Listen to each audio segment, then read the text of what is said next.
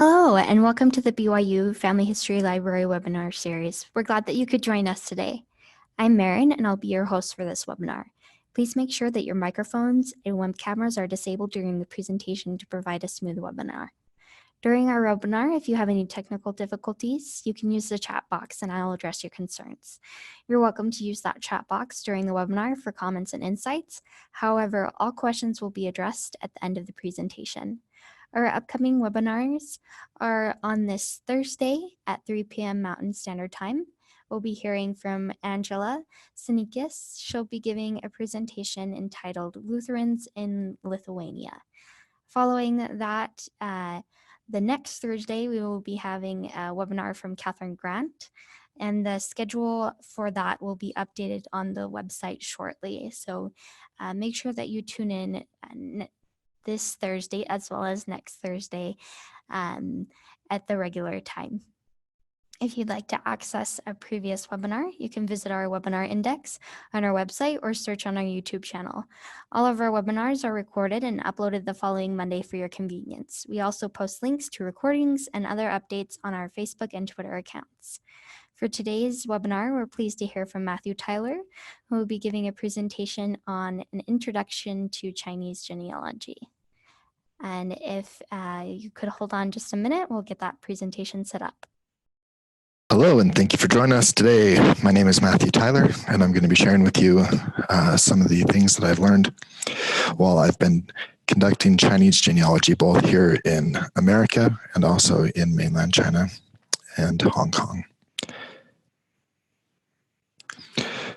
The three primary things I'd like to share with you today are the hurdles that everyone faces when they begin doing Chinese genealogy. We, on the left, have an outline of what we'll be talking about today. And on the right, you'll see that I've noted things for beginners, for people at an intermediate stage, as well as for people in an advanced stage. This video is designed to be revisited. And so as you follow along, keep in mind that this will be available on YouTube afterward, and also the Family History Library at BYU's website. So discussing the hurdles that most people face when they're doing genealogy, we've got three primary questions. Where do I start? What do I do when I find something? And where do I find the things I'm looking for? When we're discussing Chinese genealogy, we have an added layer of concern with whether or not these records are going to be available. And if they are available, what do we do with them and who do we share them with?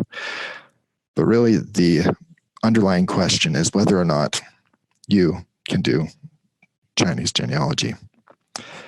Even people that have a heritage of Chinese ancestry aren't sure whether or not they can conduct research, whether they're separated from the mainland with its historical records, or even in mainland.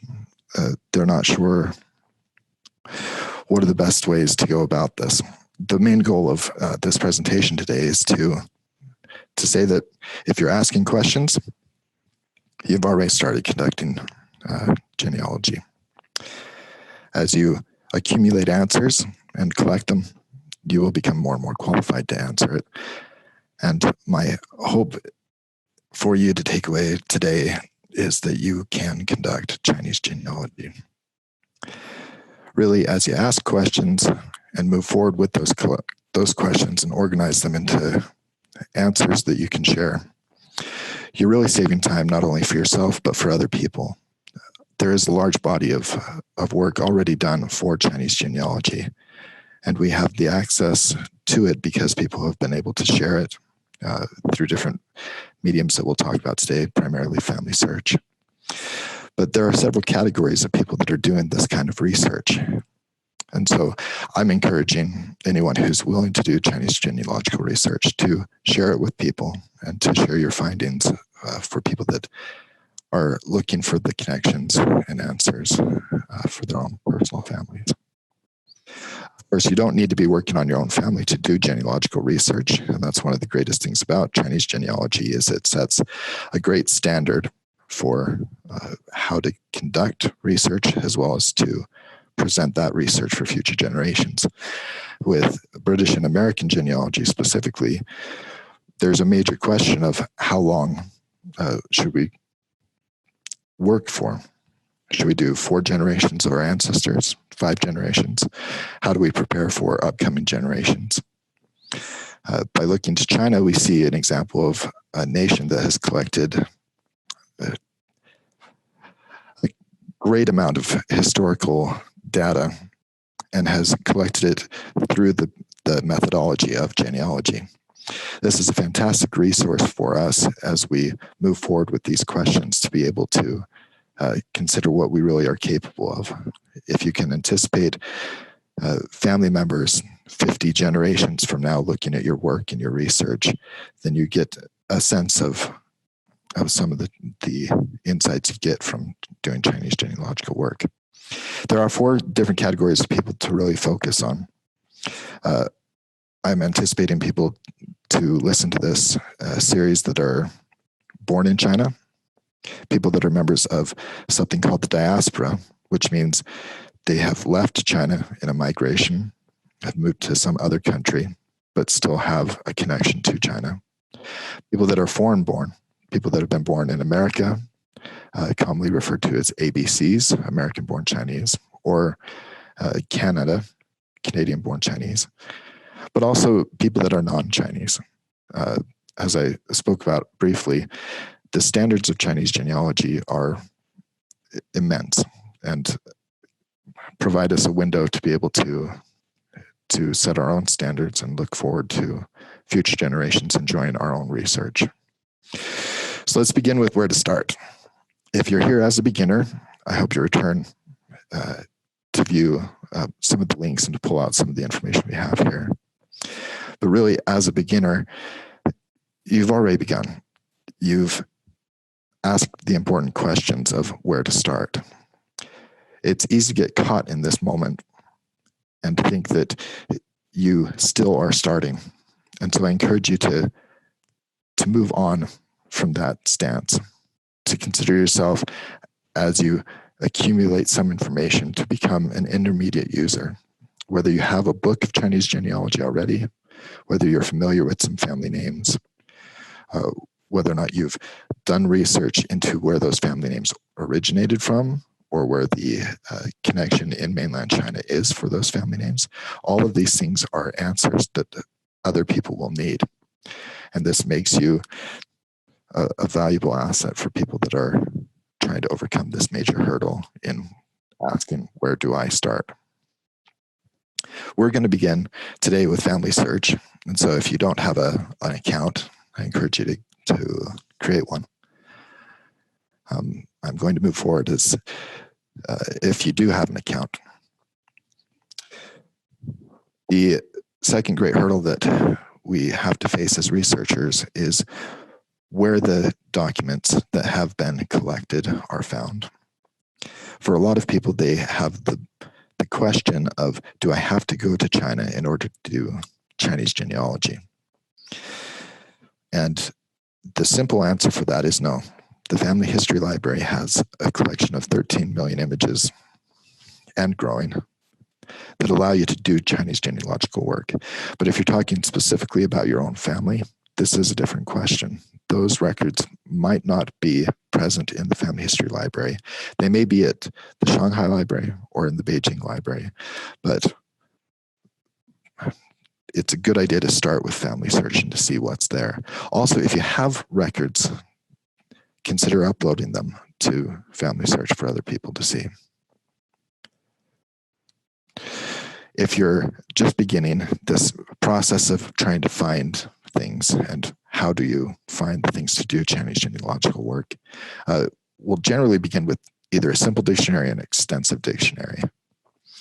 There's a great resource at FamilySearch of a Chinese genealogical word list that you can take at your own pace and begin with some simple terminology, whether it's the name for father and son, daughter, son, wife, whatever terminology you're comfortable with looking, start to build up a vocabulary and document your findings.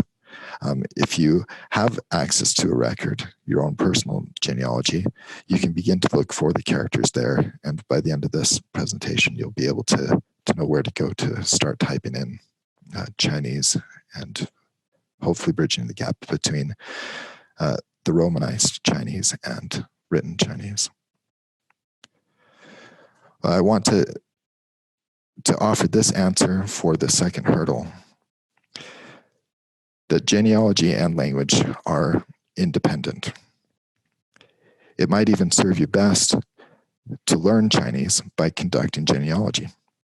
As you do genealogical work, you're going to accumulate words, and you're going to become more familiar with how those words are used within current setting of Chinese and also ancient usage of Chinese. This will just further your expertise, moving you from that first hurdle of feeling like you don't know where to begin or don't know what you have accomplished, to being able to really state what you've done and share it with people. This is me in 2006 with my daughter while we were living in China.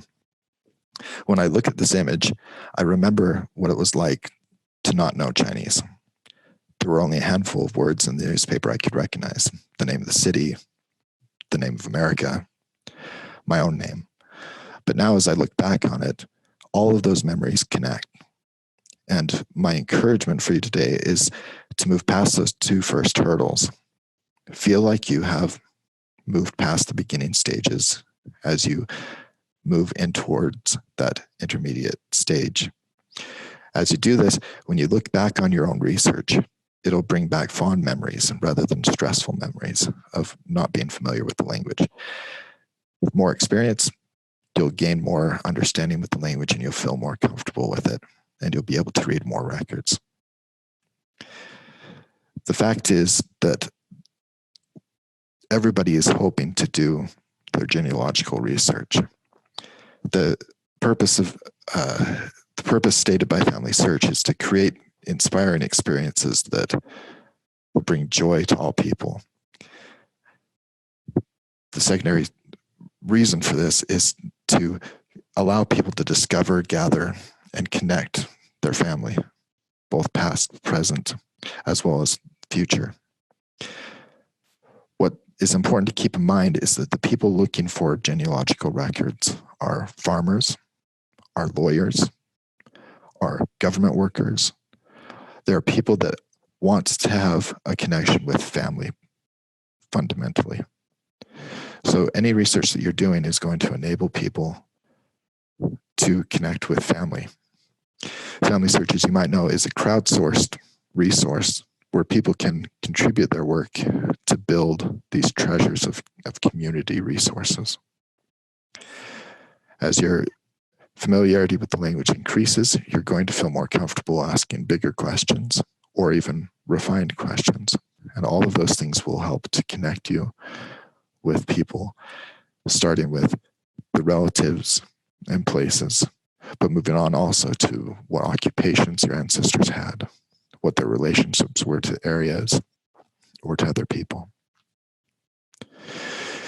In the advanced stages of your research, you're going to find treasures that people might not even recognize.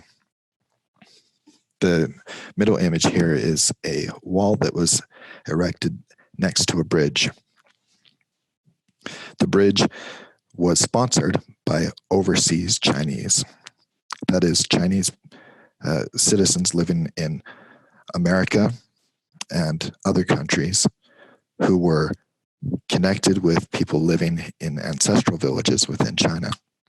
As they funded the project, their names were written with their donation amount. This is genealogical information, and it's a rich resource for knowing how your ancestor or even family members, distantly or closely related, are still putting forward genealogical resources in China today. So as we view genealogical research as a tool, we see that the fundamental feature is to unite peoples and cultures. There are a number of different ways that people have done this in the past, primarily oral traditions, sharing the memories of who your parents were and their birth and death dates, but also written. This includes grave sites as well as documents. All of these, as they become connected with each other, create a historical context, which is where China has its great strength. The history of China has been founded on genealogical resources. As people have migrated away from China, bringing Chinese culture with them, they still feel that kinship with the areas that they came from. So what we're really talking about with this third hurdle is privacy. And so I want to make it very clear that you have the right to privatize your research. You do not need to share your research with others. Even the resources available on FamilySearch can be taken into your own research, and you can make your own notes, but you don't need to share them. If you feel that need to privatize your own research, you have that right, as do other people. And so it's a good idea to be respectful of other people. Oftentimes people will have records, or they might be from an area that you know your relatives are from, and approaching them and working with them will take some relationship building. It's a good idea in this case to be clear and direct, let them know who you're trying to find or what you're trying to accomplish, and really focus on the relationships to further those goals. You'll find as you do this that all three of the hurdles will be overcome, and you'll feel more comfortable with conducting genealogy. Let's focus for a moment on how to do it. This is that question that people have generally felt at one point when they've heard that Chinese genealogy is a thing. Some people with no Chinese heritage still want to do it, and they think, wow, how can I do that? People that do have Chinese heritage often feel like, whether they've been separated from their ancestry in China, or even if they're in China, they feel that need to have some sort of process. This is the model that is used by people here in the States to do genealogical research, primarily for America as well as Great Britain. And you can see that it's a very simple model that works itself towards greater conclusions. Ideally, you want to start with what you know, and then you want to determine what you're going to do with that knowledge. This could be your own birth certificate, your own vital records, and wanting to find a way to pass them on to your family members, your children. It's coming up with a way to communicate that information to others. When we're thinking about our ancestors, we wonder where those records are. And so there is a difference with China and the records in China. The key differences that we need to address when we're talking about how to conduct Chinese genealogy is that in China, family history is common practice. While I was in China in 2018 conducting an internship for the Center for Family History and Genealogy, I asked 100 people if they had a family history. There were only a few people that told me they did not. And in those cases, they generally thought about it and could still tell me or relate family history information. Also in China, it's normal for families to have a family historian, someone who looks at information and on some scholarly level compiles it. These are often published and can be a great resource for your family. Step one, it might need to begin with the history of a family name. If you are, for example, a Li living in America, you might need to follow some historical records using different resources we'll talk about in a few moments to trace the lineage of the Li family through China. This will give you a context for where your family fits in. Step two, it might need to focus on a larger question and the community. You may need to broaden your search in order to narrow down into your own relatives. Step 3 generally means to use public documents where those documents aren't readily accessible. That's where the real problem with conducting Chinese genealogical research catches people, and why people generally will think that they can't conduct the research is there's an idea that all the records were burned during the Cultural Revolution or the Great Leap Forward. Or people will assume that records are just unavailable. So a great message to take forward with other people that are conducting Chinese genealogical research is that there are a tremendous amount of records. While some were lost, we're facing a bigger loss today than in the past as families move from villages into the megacities of China. Research needs to be conducted now. And you can feel inspired to know that there are often stories that you'll read, whether it's on forums or in Facebook communities, of people finding records. The records are there, and they're often great stories when you find them. Speaking of more like an intermediate question of what the differences are, we can look at and contrast British American and Chinese equivalent records. What you tend to think of as a family Bible in China would be something called a Jiapu, a common family. Parishes are going to be not equivalent to, but similar to what are referred to as ancestral halls, places where even worship was conducted for ancestry. Archives, clan organizations, publishers, there are people working together to collect genealogical records so that they're not lost. This does become even privately held in a lot of cases. One of the primary census records of China is now privatized and can present some trouble. The main thing I want to highlight today is that the gazetteers, Chinese name is Difengzhi. This is a location history, and oftentimes these location histories will have genealogies embedded within them, and families can be, or family relationships can be connected, and secondary sources or even primary sources for families can be found in these records. So speaking at an advanced level for this, there is a village database at friendsofroots.org that has a collection of research identifying villages largely in the southern region of China. There's even a collection of maps that you can add to your collection to help you identify where your ancestors came from or your Chinese friends' ancestors came from.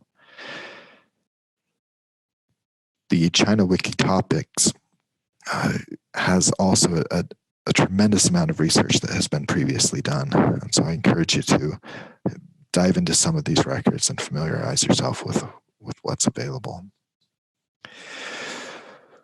Ideally, we want to get as much research done now while villages are still being supported and while grave sites and people who know the village occupants are still there. Right now in China, with people moving into the megacities, there are migrations twice a year that are intended to support the villages and to keep families together. While many people travel into the megacities to work and earn a living, there are records in the villages. We are facing a kind of critical generation at this point where there are people who are passing away now with genealogical information, and it's being lost. While I was in China, I traveled to a remote village in hopes of finding a genealogical record, a Jiapu, and I wasn't able to find it despite having traveled there. It's hard to deal with on a personal level because there's a lot that goes into it. But there are other stories, successful stories of people traveling to these villages and finding them. While I was on that same internship, I found a number of different genealogical records in villages that people treasure and enjoy. And as those records become available to a wider audience, they continue to fill that family search purpose. This is a record I found while I was at a conference in Grand Rapids. A member of the Grand Rapids community had collected every article written that had the word Chinese in it. I walked into the library and asked them what Chinese genealogy they had, and they pulled out a folder. And it was the story of this family who lived in Grand Rapids, who were from mainland China. The takeaway from this is overcome those 3 hurdles and really just do it. Find something that you can enjoy. We're going to move on to the language, not as a hurdle, but as an aspect of doing Chinese genealogy. To be able to enrich your own linguistics experience, or to be able to just do some genealogy for people that really need it. The Pinyin system was created within the last, I think it was about 80 years ago it was created, and it was used to unify the language. Prior to that, there were British spellings for Chinese characters, and different dialects within China would even pronounce the same character differently. This creates a bit of confusion, and so it does take some time to weed through this and to identify exactly what the pronunciation and the character are. And when we get through this list, we're going to do a couple examples, and I'll show you what we mean. There's even websites that are intended to help out in this situation. We'll briefly look at My China Roots and what they're doing to help people who can only pronounce the Chinese character and don't have the written version of the character, figure out what that written character is.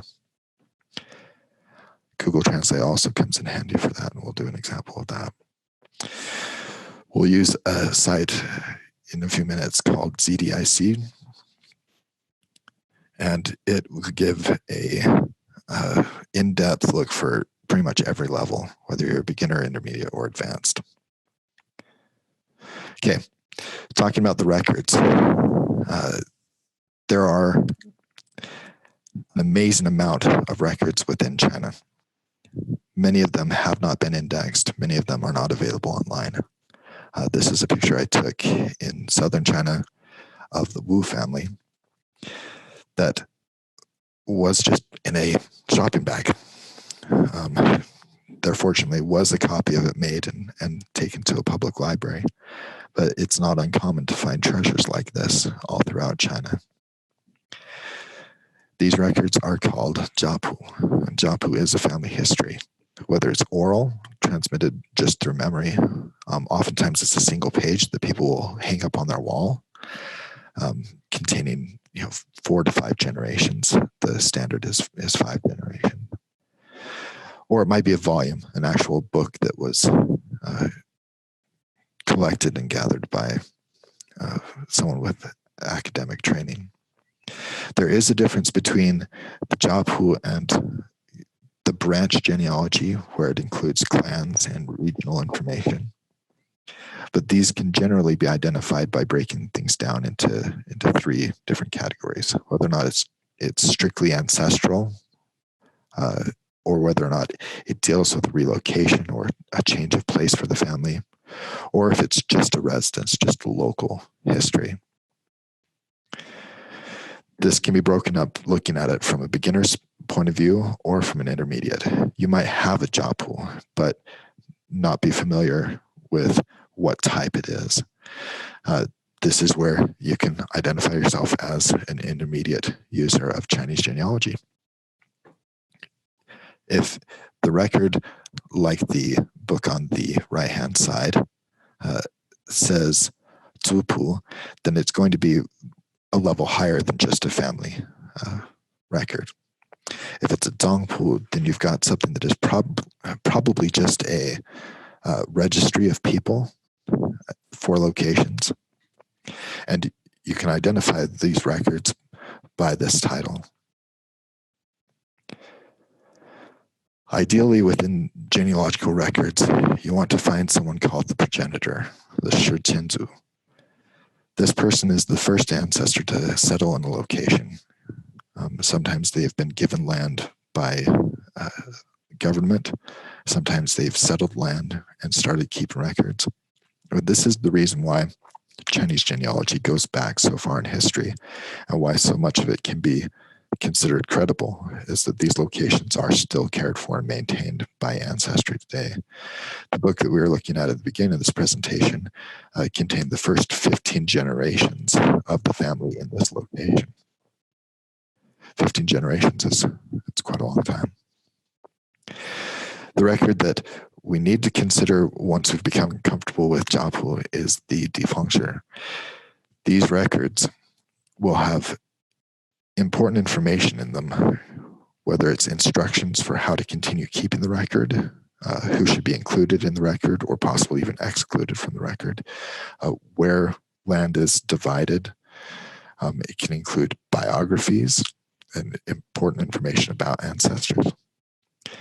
It's important to look at these through the lens of the ancestral village and to see that genealogy is very much connected with where you're from.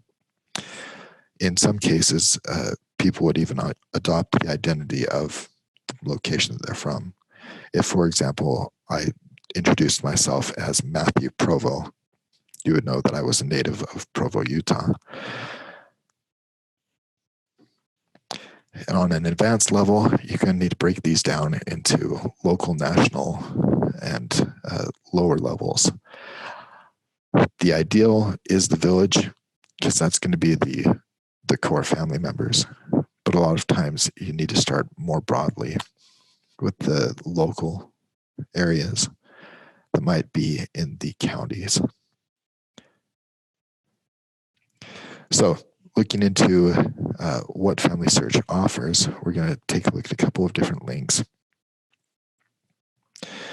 and start doing a little bit of genealogical work.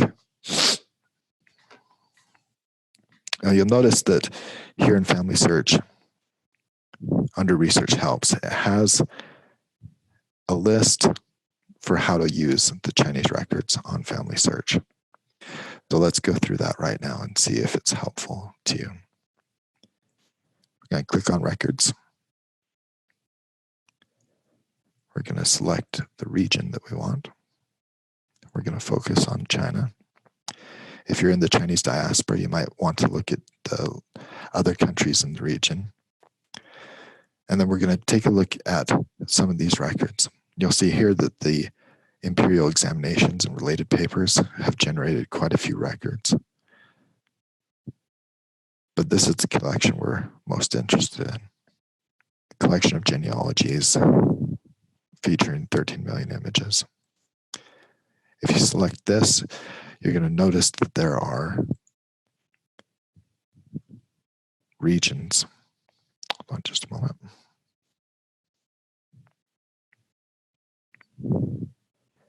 And that they're organized according to name. This is a great place to start if you know your family name, because most of these will be according to Pinyin, and there'll be something you can identify and see if there are family records already on FamilySearch. Let's take a look in China. These are 4 different provinces. Let's take a look at Shanghai. We have 2 counties. Let's take a look here. We have 1 record.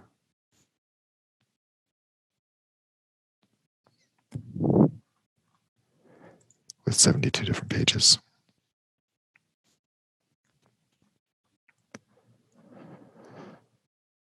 If any of this looks familiar, you may know your Chinese name. If you don't know Chinese name in characters yet, I'm going to show you how to do that as well. So let's flip over to Google Translate. If we're looking at a pronunciation, let's say Li, make sure to select Chinese, and it will automatically assume that it's Pinyin. If you know how to write it, you can even practice writing Chinese.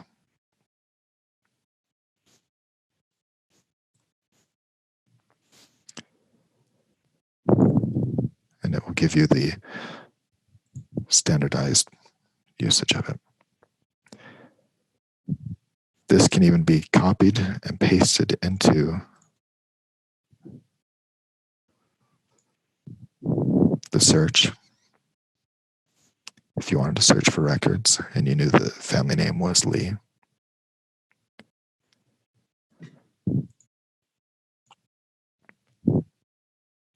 you can browse records that are all related to people with the surname of Li.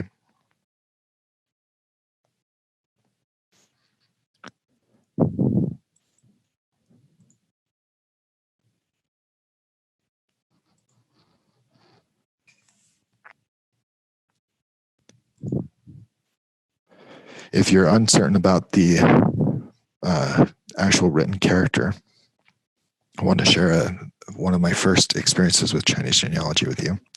I was given the family name of AU.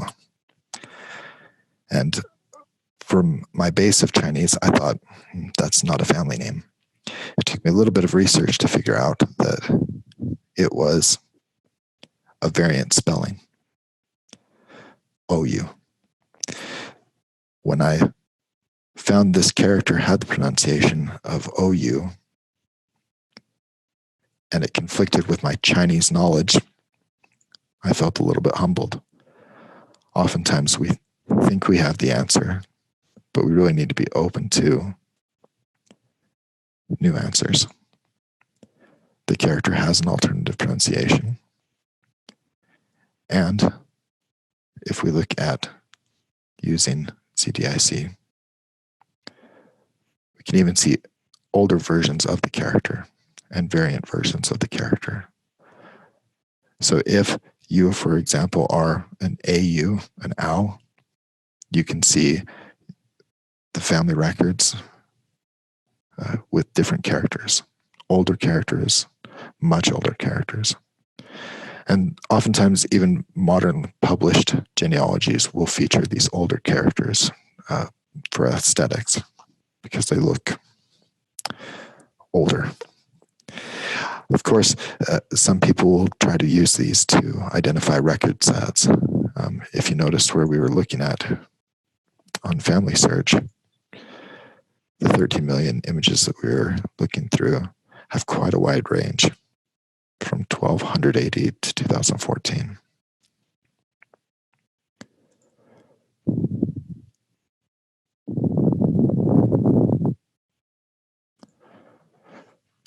I mentioned before the site My China Roots. This is a project that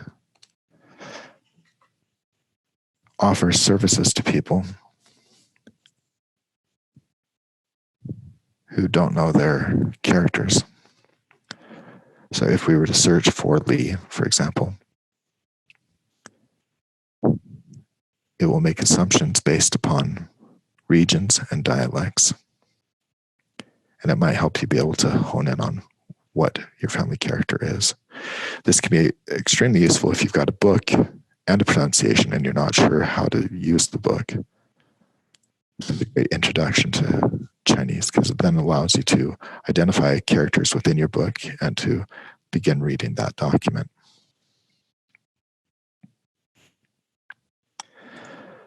Another project that I'm working on now is for someone named Li, surname Li, first name Naiken.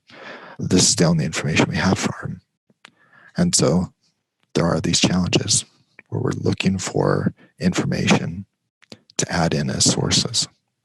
This is a great resource for doing Chinese genealogical research because if people are looking for these people, for example, watching them, and you post something, then that information is sent to them or they're notified that the information is present.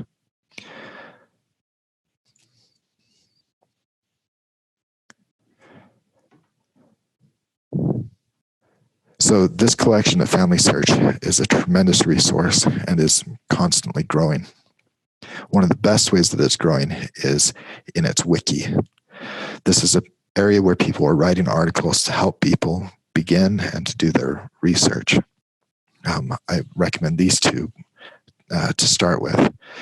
The New to Genealogy Beginner's First Step and China Genealogy. There are great resources here, like we looked at a moment ago, that show you the step-by-step process of getting into the records and identifying what is available for your family name or for a friend's family name, or if you want to just dig in and start doing some linguistic work, you can get into the records, even looking through the old Imperial records. Right, so the takeaway I hope you have from this time together is that Chinese genealogical research can be done, and it can be done with simple questions as well as complicated and extensive questions. Ideally, what you want to have happen is to find a Jiapu, connect that record to an ancestral village, and at that ancestral village be able to take it up to the local records. Once you're at that point, you can connect with a much bigger area and talk with other family members who are also doing research for that family. The Ao family that I mentioned earlier, I was able to connect using this process into the Ouyang branch, which is one of the oldest families in China. And so they went from knowing a few relatives to having access to a Chinese historical lineage. There are great successes to be had doing Chinese genealogy. And more importantly, there's more to come. Many records are being indexed. And more importantly, more images are being entered into FamilySearch that will become available as people continue to use these records. So I highly encourage you to do some Chinese genealogy and enjoy the process. Thank you.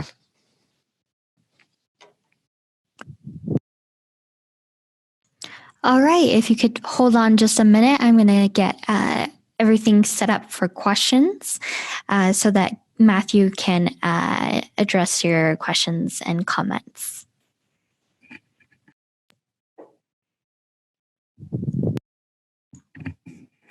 So it looks like we have one question from Bruce.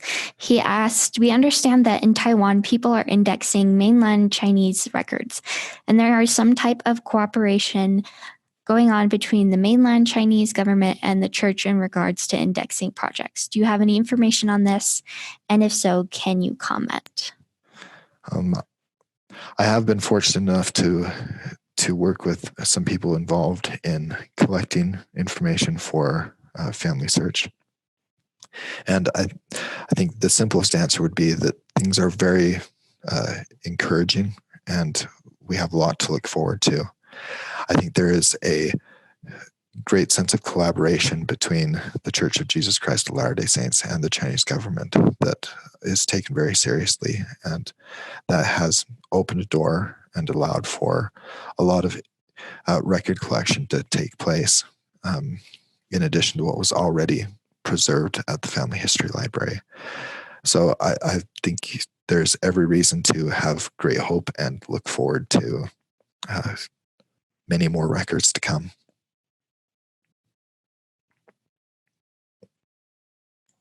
All right. Thank you for your comment, Bruce. We'll move on to the closing screen. If you have any more questions, I'll keep an eye on that chat box and mention those to Matthew so that we can answer those. You also can email me at fhl_webinars@byu.edu, and I can pass those questions or comments along to Matthew. So make sure that you keep an eye open for some more webinars from Matthew. He'll be doing a little bit more extensive webinars on Chinese genealogy, and this recording of this video will be posted shortly, and it will have all those links that Matthew mentioned today So you can view that on our website with all those links and that recording, so you can share it with any of those who'd be interested in starting their own Chinese genealogy. Next webinar will be on Thursday at 3 p.m. Mountain Standard Time, and we'll be hearing from Angela Sneakus about Lithuania. And then following that, the next week at the same time, we'll be hearing from Catherine Grant. And we'll get that November schedule updated on our website as well as on our YouTube channel, and you'll be receiving emails if you're signed up for that. It looks like we have another comment. I will just read that out and then have Matthew answer that. Shirley commented, "My grandmother had to register as a resident alien in Hawaii in the 1950s. Are there records available anywhere?" Yeah, that's a great question. Hawaii has recently privatized a lot of their records, and so it's a little tricky to answer that. What was available online is now something you have to go through the Hawaiian offices to get at. There are other records that are available even on FamilySearch looking under Hawaii. I'm going to make a small assumption that if they're registered as a resident alien, that there's going to be something. So I look forward to hearing more about your experience. I would feel encouraged. Anyone who came from or made a stop in Hawaii at any point is most likely going to be traceable back to regions that are pretty well known. The Toisan in Pinyin, Taishan area, or in Zhongshan. A lot of people that ended up in Hawaii came from pretty easily traceable areas. And so even if you might not find the records you're looking for, you can get an idea of the ancestral villages.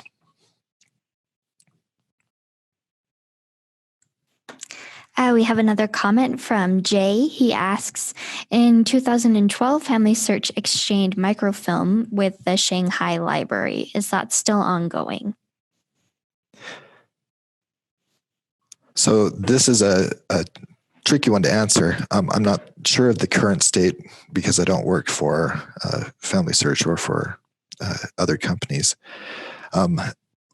I was in the Shanghai Library. You might have noticed in the presentation, the reading room at the Shanghai Library. There is great cooperation between the FamilySearch individuals collecting records as well as the people running the Shanghai Library. I would imagine it's still ongoing, but I can't really speak to it. What I do know is that there is great cooperation and that a lot of the records that we have in the Family History Library can help with research in Shanghai if you travel there and use their local records. While I was there were a number of printed, published genealogies that I hadn't seen before. And so it's a very good question. I would imagine there are, if not attempts to have an ongoing share of information, at least specific requested records being shared. And like I said before, FamilySearch is a great place to upload something that you have the rights to upload if it's not protected by copyright. And hopefully more and more people share their records for each other.